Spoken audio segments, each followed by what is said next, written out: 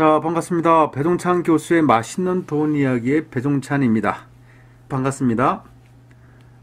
지금 보니까 후분양제에 대해서 이야기들이 나오고 있습니다. 그 후분양이라, 그 말 그대로 분양을 미리 하지 않고 나중에 한다. 그래서 미리 분양하는 거를 선분양이라고 그러고, 천천히 나중에 한다. 즉, 아파트가 됐든 상가가 됐든 다 지었을 때 분양한다. 이게 지금 후분양이라고 하죠. 그래서 우리는 이제 분양을 놓고 보면 선분양이 있고 후분양이 있다라고 얘기를 하면 되죠. 근데 우리나라에서 짓고 있는 아파트가 됐든 오피스텔이 됐든 이거 이렇게 우리가 눈여겨보면 어디 아파트를 이제 짓겠다. 그리고 입주는 3년 뒤에 한다라고 하면서 아파트를 가보면 허벌판이잖아요. 허벌판이고 공사를 하는 모습, 그런 모습이 보이죠. 그리고 우리가 아파트를 보고 매매 계약을 체결하는 게 아니라 모델하우스를 가서 이제 분양을 받든지 안 받든지 이제 판단하라는 그런 의미에서 모델하우스에 있는 그런 예쁘게 지어진 또 예쁘게 디자인이 된 그 집을 보고 우리는 계약을 하는 거죠. 이런 게 우리는 이제 선분양이다라고 볼 수가 있겠어요. 예전에도 봐도 주로 아파트나 또 이렇게 오피스텔 같은 또 큰 규모들은 우리가 선분양을 했고, 요 후분양이라는 거는 잘 아시다시피 빌라나 연립.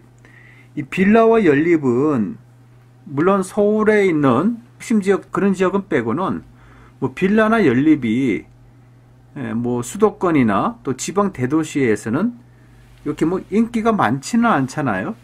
그러다 보니까 요 빌라나 연립 같은 경우에는 건축하시는 분이 다 지은 다음에 또 내부 구조도 그렇고, 물론 이게 잘 꾸며야 되겠죠. 그 대부분의 사람들이 아파트를 선호하지 빌라나 연립주택은 그다지 많이 선호하지는 않잖아요. 다만 돈이 좀 부족하니까 아파트에 들어갈 돈이 부족해서 우리는 그냥 빌라나 연립주택을 산다라고 이제 우리가 볼 수가 있잖아요. 그러다 보니까 이 연립이나 빌라를 짓는 사람 입장에서는 요거를 잘 지어야 되겠죠. 그러니까 요 연립이나 빌라는 후분양을 좀 많이 하죠. 왜냐하면 예쁘게 잘 지어야 되니까. 이제 그런 점이 이제 차이점이 있다라고 볼 수가 있겠어요. 그런데 우리가 이제 후분양으로 한다는 거잖아요. 그러면 왜 후분양제를 지금 정부가 이렇게 생각을 하고 있냐라고, 그 부분에 대해서 이제 궁금하다는 거죠.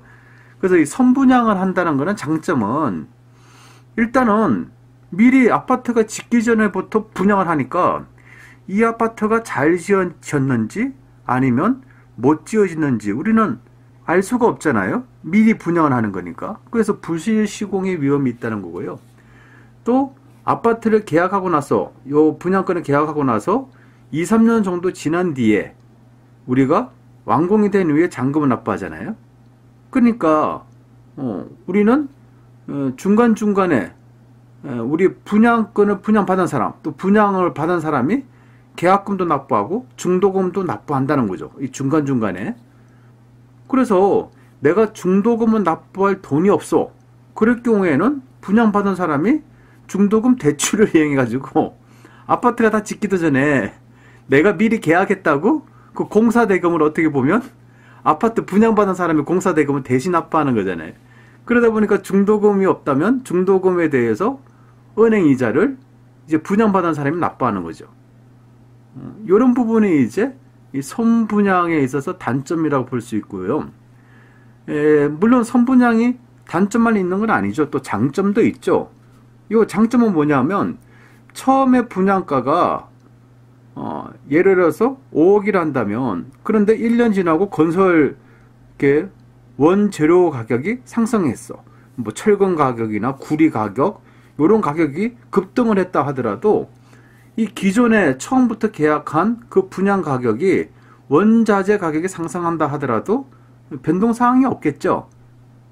이제 그런 부분에 대해서 이제 좀 장점이 있고, 그 다음에 이제 나는 한 평당 3천만 원에 요거를 분양받았는데 우리 아파트 주변에 짓는 그런 아파트들이 한 평당 3,200만 원에 지금 분양을 하더라. 그러면 한 평당 200만 원에 대한 차액이 내가 발생한 거잖아요. 그런데 또 2년이 지나 보니까 지금 짓는 아파트들의 한 평당 분양 가격이 3,400만 원이다. 그러면 나는 3,000만 원에 분양받았는데 한 평당 가격이 400만 원 정도 차이가 나죠. 요 400만 원이 바로 뭐가 되냐니까 이제 시세 차익이 되죠. 어떻게 보면 프리미엄이라고 볼 수가 있잖아요. 그래서 이 분양권 투자라는 거는 처음 분양 가격보다는 이제 거의 완공되는 시점에 이 프리미엄이 쭉쭉쭉 올라간다면 내가 거주의 목적으로 분양받는 게 아니라 오로지 투자의 목적으로 이 분양권을 취득하는 경우도 있겠죠. 여기에 대한 문제점이 이제 발생이 되는 거고, 또 정부는 이 지역에 대해서는 분양권에 대해서 사고팔고를 하지 마라라고 이렇게 했죠.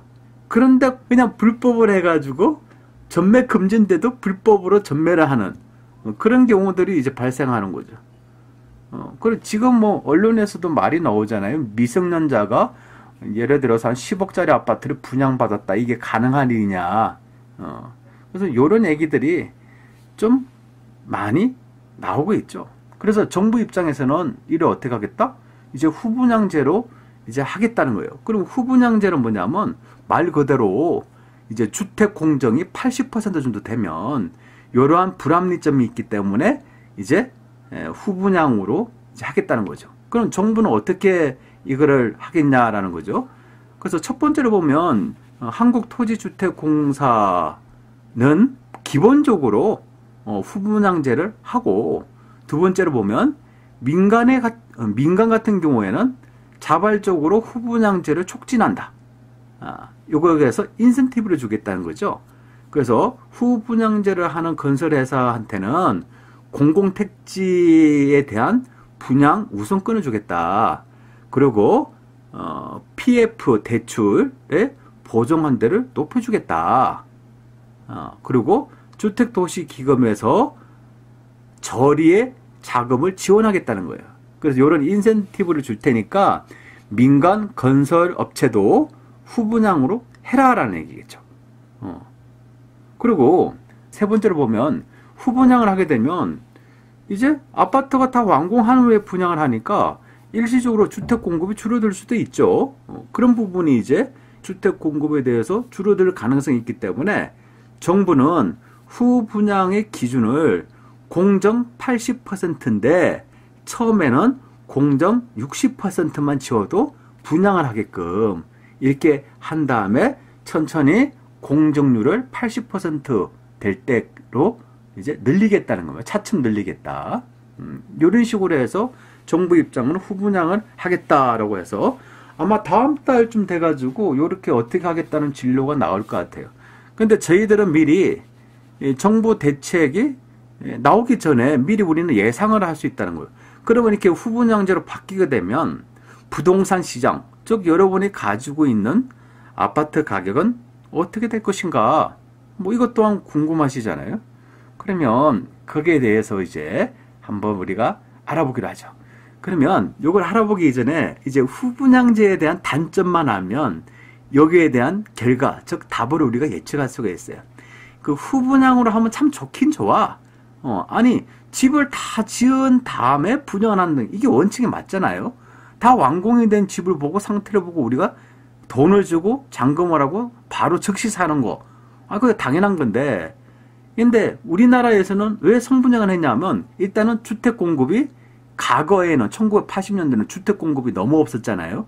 그러다 보니까 집을 사고자 하는 사람은 많고 아파트의 공급은 적고 하니까 아파트 가격이 급등을 했죠. 그래서 이런 거를 막기 위해서 정부는 인위적으로 주택 공급을 활성화시키기 위해서 선분양 제도를 택한 거예요. 왜냐하면 기업체가 납부해야 될 중도금, 이런 비용을 분양받은 사람한테 계약금과 중도금을 미리 받아서 그 아파트를 짓는 거니까. 그런데 이제 후분양으로 하게 되면 이 첫 번째 문제는요, 앞서 얘기한 것처럼 공정 80% 될 때까지 모든 비용을 건설회사가 몽땅 책임을 져야 된다는 거예요. 그럼 건설회사가 돈이 많을 경우에는 책임지고 지으면 되겠죠. 그러면 돈이 적은 중소형 건설업체 입장에서는 이게 좀 문제가 되는 거죠. 그럼 중소형 건설회사는 이 아파트 짓기가 쉽다 어렵다? 좀 어렵게 되겠죠. 그러면 자연스럽게 분양 물량이 감소될 수가 있고, 이게 분양 물량이 감소된다는 얘기는 어떻게 보면 주택 공급 감소가 또 예상될 수도 있죠. 이런 이제 문제가 되는 거예요. 거기다가 두 번째로 보면 이제 건설회사는 이제 분양 받은 사람들한테 앞서 얘기한 것처럼 계약금과 중도금을 받아서 건물을 짓는데, 이제는 건설회사가 몽땅 그 비용을 책임져야 되잖아요. 그러면 건설회사가 돈이 없으니까 뭘 한다? 금융기관에 또 대출을 받아야 되겠죠. 그러한 대출 이자까지 이제는 어디에 포함된다? 분양 가격에 포함이 된다는 얘기죠. 즉 건설회사가, 자금이 부족한 건설회사가 은행을 통해서 돈을 빌려서 그 아파트를 지었다면 이런 비용까지, 건축 비용 속에 요 금융 이자까지 청구가 할 수 있겠죠. 그러다 보면 자연스럽게 뭐다? 분양 가격은 올라간다는 얘기가 되는 거죠. 그리고 세 번째로 본다면 우리 소비자 입장입니다. 우리 소비자들이 선분양일 때는 계약금, 중도금, 잔금에서 2년 내지 3년 동안 해서 우리가 조금씩 납부를 했잖아요. 그런데 이제 후분양하게 되면 공정이 80% 지은 뒤에 우리가 계약을 할 수 있다면, 후분양을 하게 되면 80%를 지은 다음에 우리가 계약을 하는 거잖아요. 그러니까 어떻게 보면 분양 가격의 80% 돈이 있어야 된다는 얘기잖아요. 큰 돈이 한꺼번에, 즉 일시에 큰 돈이 들어가야 된다는 그런 문제점도 발생이 되는 거예요. 그리고 마지막으로 네 번째로 본다면 기존에 있는 청약제도가 뭐 다소 또 뭐 개편이 돼야 되겠죠. 그러면 지금까지 아파트를 청약받기 위해서 청약통장 꾸준하게 관리를 하고 또 이렇게 준비가 된 사람 입장에서는 갑자기 청약제도가 다소 변경이 있으면 또 자기 차례인데 다소 또 변경이 된다면 이 또한 이거 또 이제 약간 어떻게 보면 신뢰 부분에 대해서 문제가 발생될 수도 있겠죠. 그래서 이상과 같은 거로 이렇게 후분양 제도에 대한 단점을 알아보니까 결론적으로 주택 공급이 일시적으로 축소될 가능성이 아주 높죠. 그리고 이렇게 주택 공급이 축소가 된다는 얘기는 지금 현재로 보면 주택 공급이 많다. 주택 공급이 많기 때문에 입주 물량도 많고 그러다 보니까 가격을 하락을 예상할 수가 있었는데, 오히려 또 시간이 지나서 후분양제로 하게 되면 오히려 또 주택 공급이 또 부족하다는 얘기가 나오겠죠. 그러면 가지고 있는 아파트가 어떻게 될 것인가, 그런 부분에 대해서도 한번 예측을 한번 해보셔야 되겠죠. 물론 이제 지금 정부가 아주 유능한 정부잖아요. 또 국민들한테 인기도 많은 그 정부고, 분명히 이 후분양 제도에 대한 문제점에 대해서도 지금 정부는 잘 알고 있을 거라고 생각합니다. 그래서 현재 정부 입장에서는 또 이런 문제점들 또한 슬기롭게 잘 해체해 나갈 것이라고 사료가 돼요. 하지만 정부 입장은 또 정부의 입장이고, 또 투자자들의 입장은 또 투자자들의 입장인 것 같고, 저희 입장에서 본다면 어떻게 보면 요거는 소비자들한테 좀 더 유리하다라고도 볼 수가 있겠어요. 그 왜 그러냐면 이 선분양을 하게 되면 이 아파트가 좋은 아파트인지 때로는 나쁜 아파트인지 우리는 모른다는 사실이에요. 왜냐하면 아파트가 짓기도 전에 미리 분양하니까. 또 초등학교, 중학교가 들어선다고 했는데 입주할 때 보니까 그때까지 안 들어선 경우도 있잖아요. 입주를 하는데 아이들은 입주를 했는데 학교, 초등학교 가려면 아이들을 그냥 자가용을 이용해서 30분, 20분 동안 가야 된다. 그거는 뭐 결코 좋은 아파트라고 표현할 수가 없겠죠. 그래서 그런 아파트들은 가격은 좀 오를 확률보다는 떨어질 확률이 더 높게 된다는 거잖아요. 그래서 아파트가 짓기 전에 우리는 분양을 받는 거니까 이 좋은 아파트, 나쁜 아파트에 대한 구분할 수 있는 능력이 없다는 거예요. 또 분양하는 사람들은 초등학교 들어오고 중학교 들어오고 도로가 뚫린다 얘기들을 할 거고. 근데 그 결과는 입주할 때 우리가 나타나잖아요. 그런데 후분양제로 하게 되면 거의 아파트 완공이 80%니까 아파트의 완공이 80% 됐는데 초등학교 자리에 초등학교 공사가 아직도 안 하고 있더라. 그러면 어떻게 될까요? 그 아파트는요? 누군가가 분양받고 싶은 마음이 떨어지겠죠. 그러면 누군가가 분양받고 싶은 마음이 떨어진다는 얘기는 가격이 하락할 가능성이 많겠죠. 그래서 하락할 아파트들은 더 하락할 가능성이 높아요. 그리고 공정이 80% 정도 이루어지는데 도로도 뚫렸고 초등학교도 있고 그 지역에 또 위치도 좋고 상권도 좋아. 그러면 그 아파트들은 오히려 가격이 더 상승할 가능성이 더 높아진다. 그래서 후분양제로 인해 가지고 또 소비자적인 입장에서 본다면 이 분양권에 대해서 실수할 위험은 좀 떨어지는 것 같아요. 그러니까 아파트가 들어서기 전까지는 좋고 나쁜 아파트를 구별하기 힘들었는데 이제 공중률이 80% 정도 되면 어느 정도는 답이 나온다. 즉 어떻게 보면 후분양제로 인하여 요 아파트 시장은 철저한 양극화 형성으로 다시 형성될 것이다. 물론 지금도 오르는 지역은 오르고 떨어지는 지역은 떨어지잖아요. 이게 양극화잖아요. 그런데 후분양제로 인해서 이러한 시장이 더 이루어질 것이다. 그만큼 여러분들의 요 분양에 대한 또 아파트에 대한 안목이 더 중요하게 될 것이다 라고 볼 수가 있겠습니다. 그리고 간단하게 제가 4월 22일 날 서울벤처대학교 대학원에서 4월 22일 날 오후 2시부터 5시까지 부동산 혼란의 시기, 부동산 살까 말까, 부동산 팔까 말까에 대한 주제를 가지고 세미나, 즉 특강이 있습니다. 그 자세한 내역은 저희 아름다운 부자 다음 카페를 통해서 공지를 확인해 보시기를 바랍니다. 이상까지 배동찬 교수의 맛있는 도움 이야기였습니다. 감사합니다.